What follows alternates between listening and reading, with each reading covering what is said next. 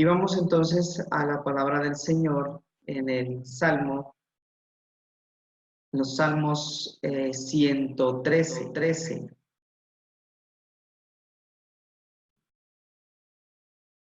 Espero que puedan ver en sus pantallas, acabo de compartirles. ¿Quién como Jehová nuestro Dios? Dios levanta al pobre. Dice entonces el Salmo 113 en el versículo 1, alabad, siervos de Jehová, alabad el nombre de Jehová. Sea el nombre de Jehová bendito desde ahora y para siempre, desde el nacimiento del sol hasta donde se pone. Sea alabado el nombre de Jehová. Excelso sobre todas las naciones es Jehová, sobre los cielos su gloria. ¿Quién como Jehová nuestro Dios? Que se sienta en las alturas, que se humilla a mirar en el cielo y en la tierra. Él levanta del polvo al pobre y al menesteroso alza del muladar para hacerlos sentar con los príncipes de su pueblo. Él hace habitar en familia a la estéril que se goza en ser madre de hijos. Aleluya. Qué hermosa palabra del Señor, qué hermoso salmo que hoy nos permite el Señor dar lectura. Y quisiera que analizáramos un poco y aprendiéramos al respecto. Según los eruditos estudiosos de la palabra de Dios, le atribuyen a este salmo, al 113, así al igual que el 118 y otros, lo constituyen como el Halel egipcio, teniendo en cuenta que Halel viene del mismo vocablo de aleluya, que quiere decir alabad a Jehová. Entonces, Halel es aleluya. Y quiere decir, pues, alabad, ¿no es cierto? Entonces, se le atribuye a este salmo, junto con el 118, como les decía, el Halel egipcio, que se cantaban más tarde en las fiestas grandes, las fiestas judías, como la Pascua, Pentecostés y la fiesta de los tabernáculos. Y se le llamaba egipcio precisamente por su uso importante en la Pascua. Los judíos cantaban los salmos 113 antes de la comida pascual, el 114, el 115 y el 118 también al final. Parece ser, según en el capítulo 14 de Marcos, en el versículo 26, que Jesús y sus discípulos fueron los últimos himnos que cantaron antes de la crucifixión, porque dice en el versículo 26 de Marcos 14, cuando hubieron cantado el himno, salieron al monte de los olivos. Entonces, en la Pascua acostumbraban a cantar este salmo. Y qué chévere como poder, como dato curioso, tener en cuenta que Jesús, antes de ser crucificado, cantaba este himno, lo cantaba. Y podemos ver que este salmo se divide en dos partes o en dos segmentos. El primero, la alabanza al Dios alto, y el segundo segmento, el Dios alto levanta a los humildes. En la primera parte podemos considerar del 1 al 4, ¿cierto? Y encontramos que precisamente ese vocablo imperativo, aleluya o alabar, del 1 al 4 lo encontramos 3 veces. Y se usa 3 veces, ¿no es cierto? Y hace un llamado, es como un llamado a una decisión definida de alabar a Dios, ¿cierto? Miremos en el versículo 1 dice, alabad siervos de Jehová, alabad el nombre de Jehová.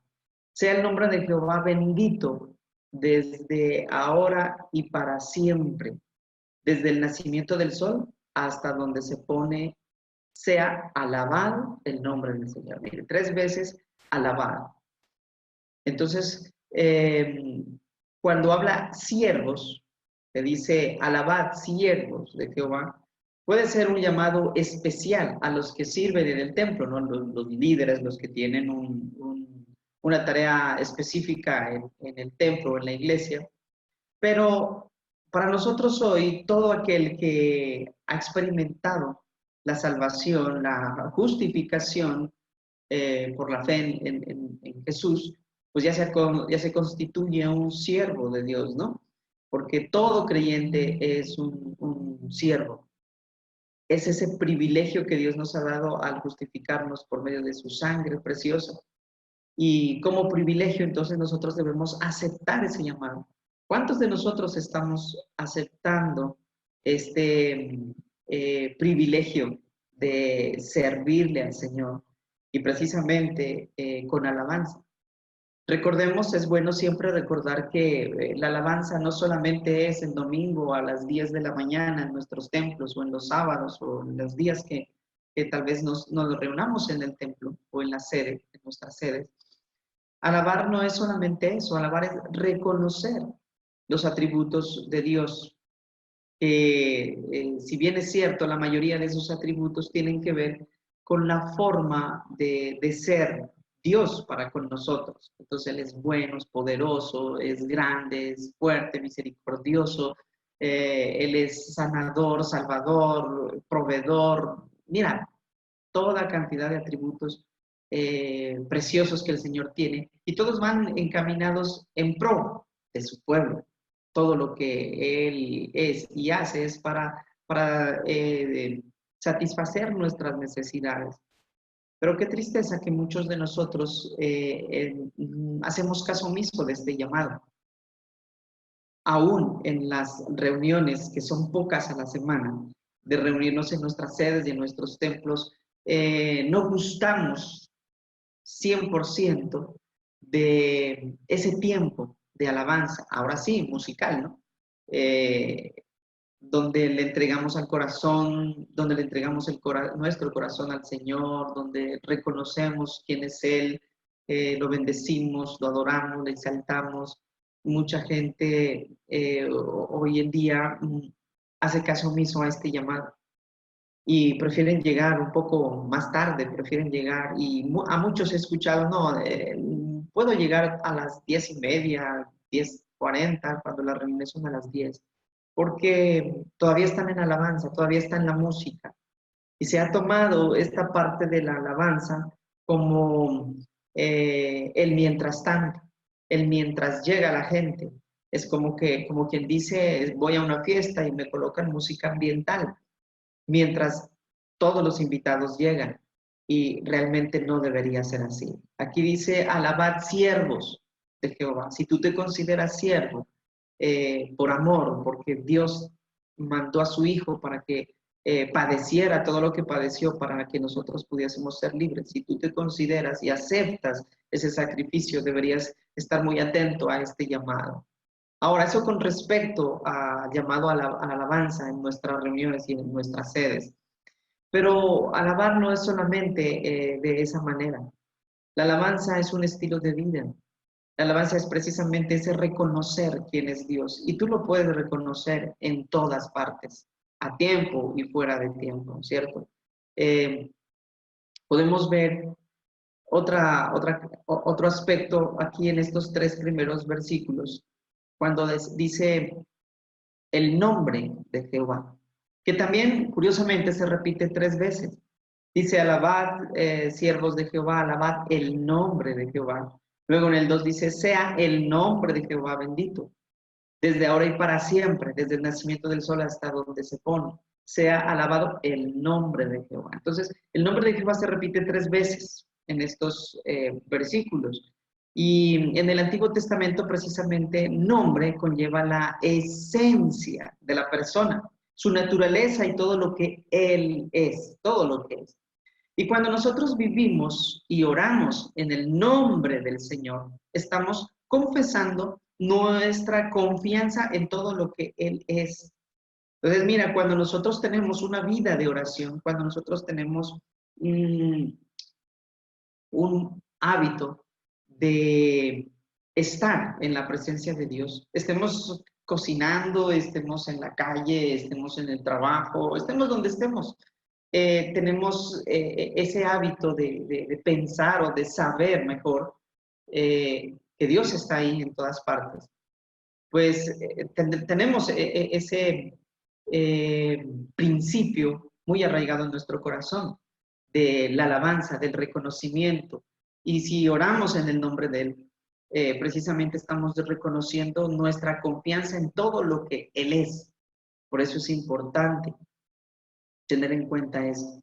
Y no en vano el Señor dice que no utilicemos su nombre en vano, porque estamos, cuando juramos en vano, estamos diciendo, yo confío en todo lo que Dios es. Y tal vez lo utilizamos el nombre del Señor de una manera inadecuada. Entonces, en los versículos 2 y 3 podemos mirar, teniendo en cuenta que la alabanza es todo lo que hemos nombrado. Extienden la alabanza a Dios sin límites, en cuanto al tiempo y en cuanto al espacio, como les decía, donde quiera que estemos. Podemos alabar, no solamente el domingo, sino en la mañana al despertar. Y la alabanza se representa también en cómo es tu actitud frente a todas las cosas y frente a todas las personas. ¿Cómo eres tú cuando estás a solas y cómo eres tú en la iglesia, en la casa, en el trabajo, en la calle? Y eso habla mucho de tu vida de alabanza y de adoración al Señor. Es importante, entonces aquí tenemos un llamado a la integridad. ¿Cómo no alabar a Dios si Él nos levanta? Dice entonces, desde el nacimiento del sol hasta donde se pone, sea alabado el nombre del Señor, ¿cierto? Entonces, extiende la alabanza a Dios sin límites.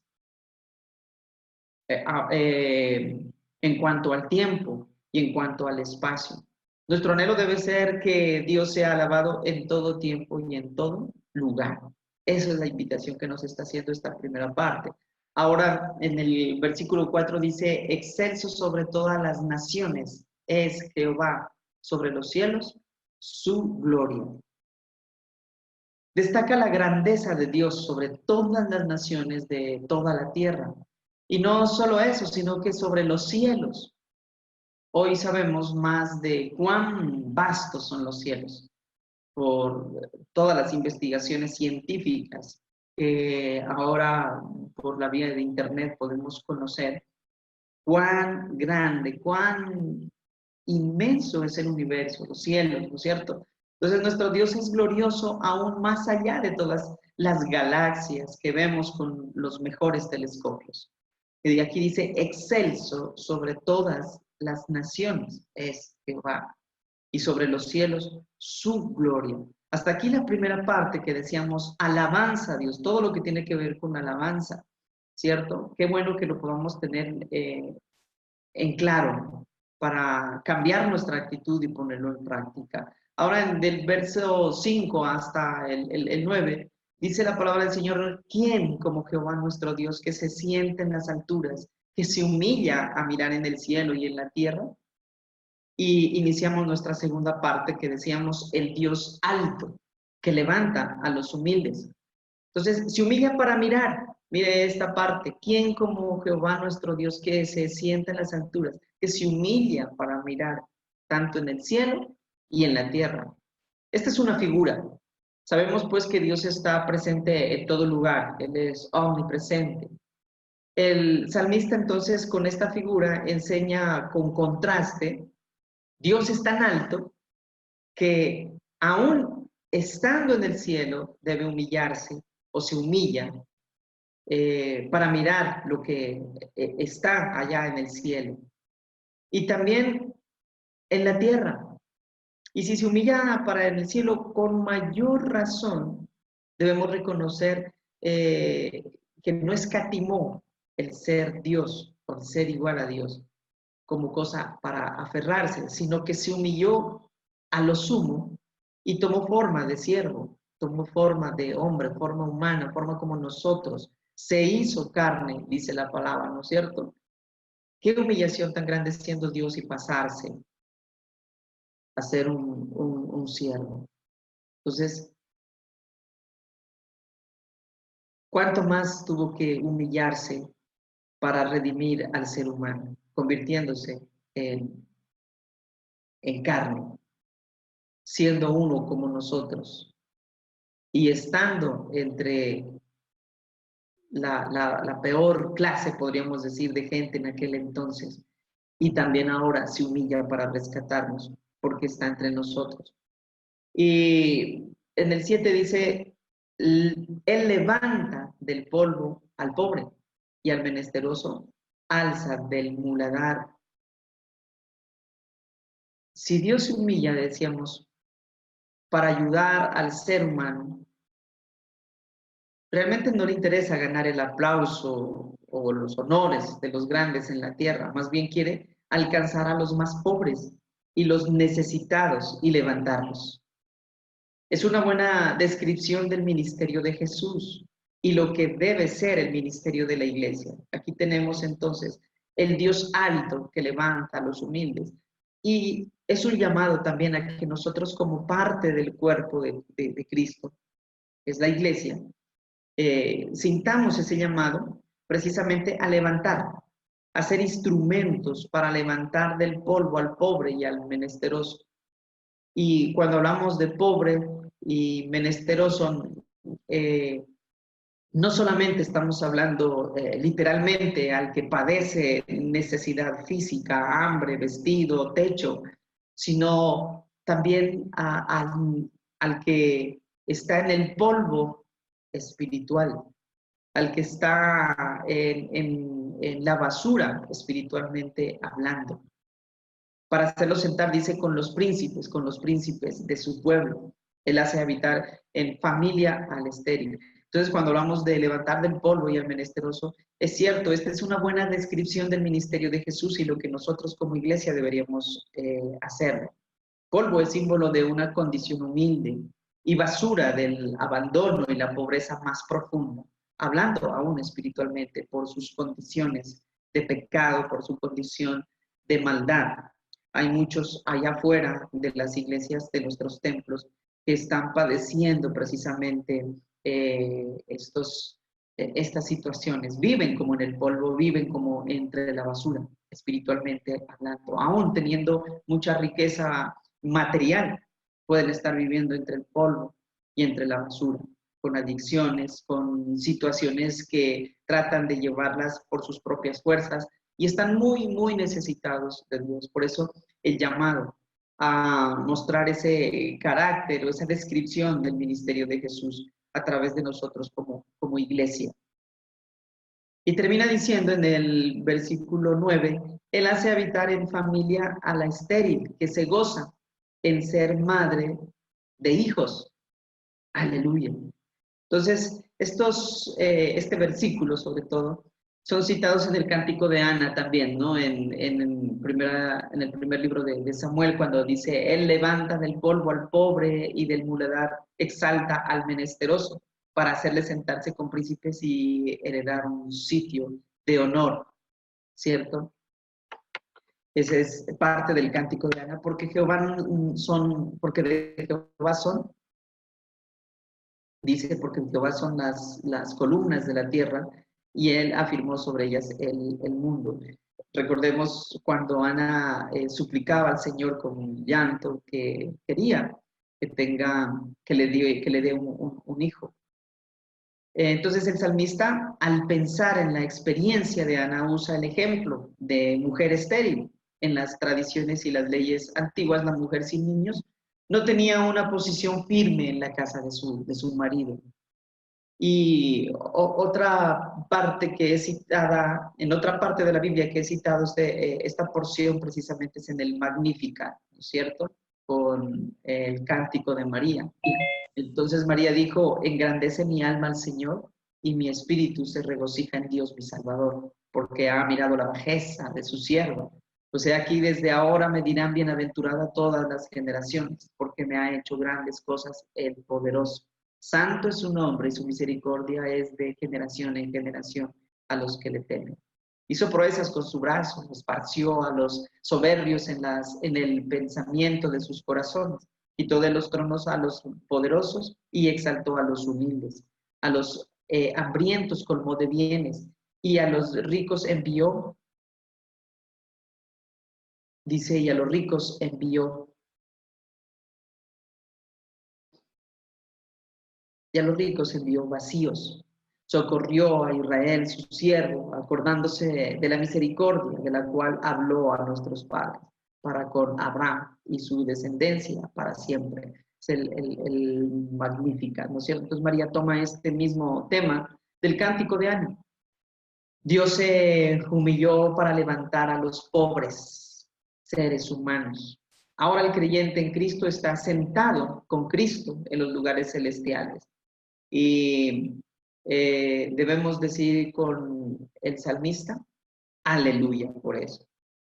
Dice Hechos 2:6, ¿no? Y juntamente con él nos resucitó y asimismo nos hizo sentar en los lugares celestiales con Cristo Jesús. Qué maravilloso, qué poderosa palabra. Por tal razón, creo que es menester decirle al Señor, aleluya, alabanza al Señor, porque Él nos ha levantado. Oremos. Amado Dios, te damos gracias por esta tu palabra, bendito Dios.